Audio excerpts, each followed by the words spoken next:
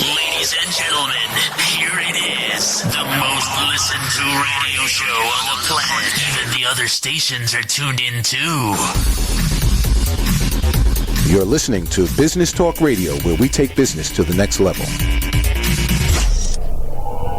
Welcome back to the show. I'm your host, Christopher Roberts. Joining me now, he is from Fairfax, Virginia. He is the owner of his own communications company.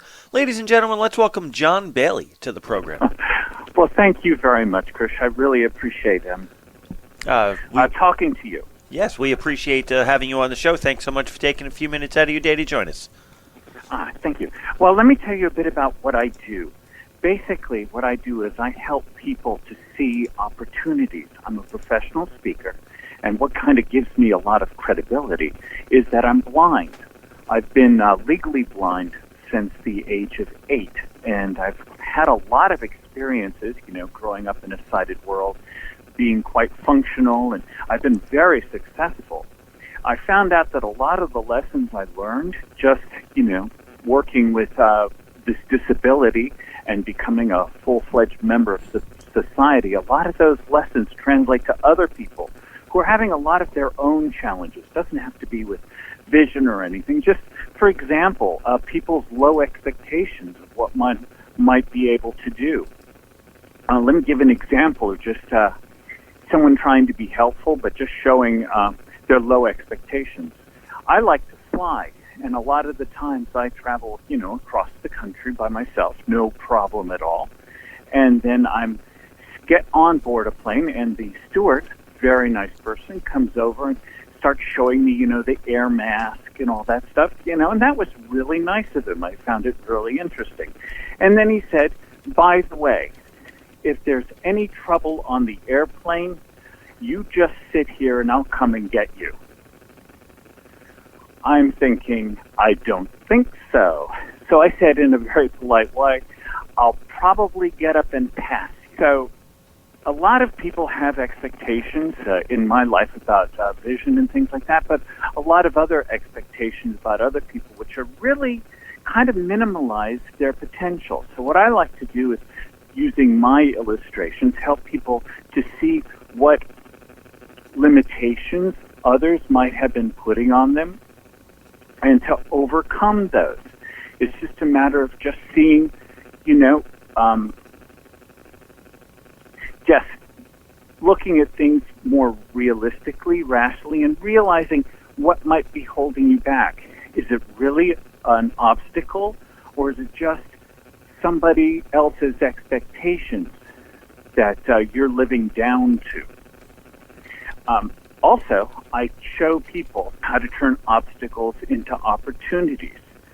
For example, being vision impaired, I did not want to learn Braille because Braille was for totally blind people.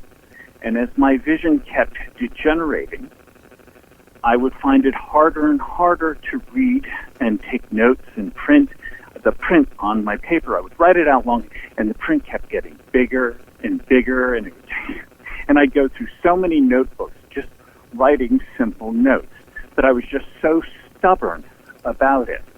Well, one day, I had a 6-year-old son at the time, and he came up to me, and he had a book, and it had a picture of a ladybug on it. And he said to me, Daddy, can you read this to me? And before I could say anything, he goes, oh, yeah, Daddy can't read. And then he went over to see his mother. Well, that crushed me. And I decided right then and there I wasn't going to let low expectations or this obstacle of not being able to read stand in my way. So I started to learn Braille, even though I still had some light perception like that. Eventually, after learning Braille, I was able to read to my children, and I was actually able to read to them in the dark. And how that turned into an opportunity was I shared that story with a few people, and it got me a Northern Virginia TED Talk. If you go to Google and research Reading in the Dark John Bailey, you'll see my TED Talk about my discovery that, learning these skills, overcoming expectations, can really broaden your horizon and make things so much simpler. So that's what I do. I talk to people, sharing my experiences, and helpfully through, them listening and getting the lessons out of it, they're able to improve their lives. Once I gave a speech when like I said, I had challenges admitting I was vision impaired. So I was at a job interview, and I needed to go to the restroom before the interview. So I did not carry a cane at the time.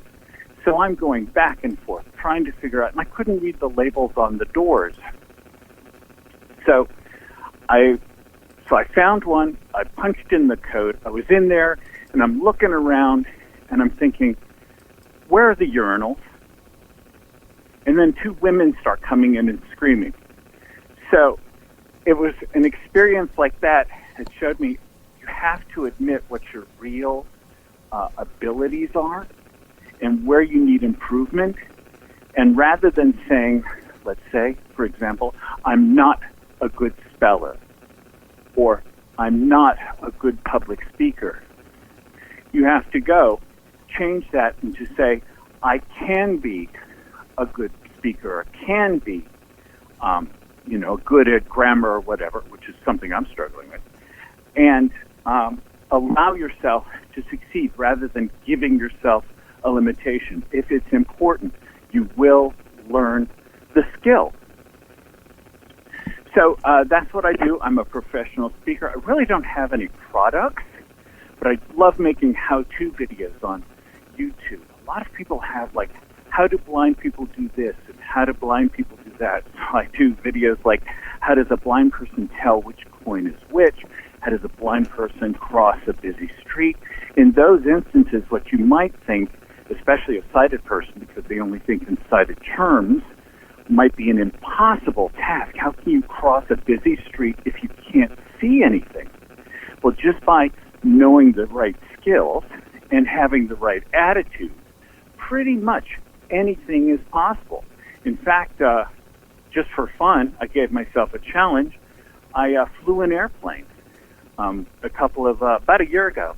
And I was flying an airplane. I had somebody with me, but there was no, letting myself think, there's no way a vision-impaired person can fly an airplane. Yes, there is. You just have to, one, allow yourself to do it, and secondly, get the skills, get the support behind you to make it happen. So that's what I like to do with audiences, is let them know that a lot of their challenges can really be overcome, and it's amazing how great you feel, how successful you can become just by overcoming those obstacles, thinking outside the box, allowing yourself to be creative. And rather than saying, what can a person in my situation do? Instead, you say, what do I want to do? And how can I make it happen? All righty. So, go ahead. Well, because we're just about out of time, how can my audience reach out and contact you to find out more information? Well, I have a website, johnbaileyspeaker.com, and on that, my webpage also has my TED video. I appreciate that. And they can also call me directly, 703-994-2040, and I'd love to talk to them about see how we can work together.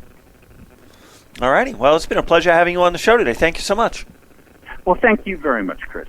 You are absolutely welcome, and for everyone else out there, do stick around. We will be right back. Ladies and gentlemen, here it is, the most listened to radio show on the planet. Even the other stations are tuned in too. You're listening to Business Talk Radio, where we take business to the next level.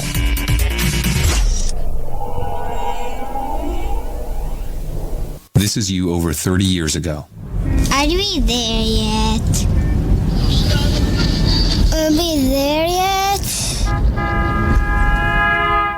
And this is your mom when you drive her back from therapy. Are we there yet? Are we there yet? Are we there yet? Roles change without us noticing, and in your new role, we help you help. AARP gives you the information to help care for your mom so that you can have patience with her, just like she did with you. Visit aarp.org/caregiving or call 1-877-333-5885 to get practical health and wellness tips to provide even better care for your loved one. Are we there yet? Remember, visit aarp.org/caregiving. AARP, we help you help. A public service announcement brought to you by AARP and the Ad Council.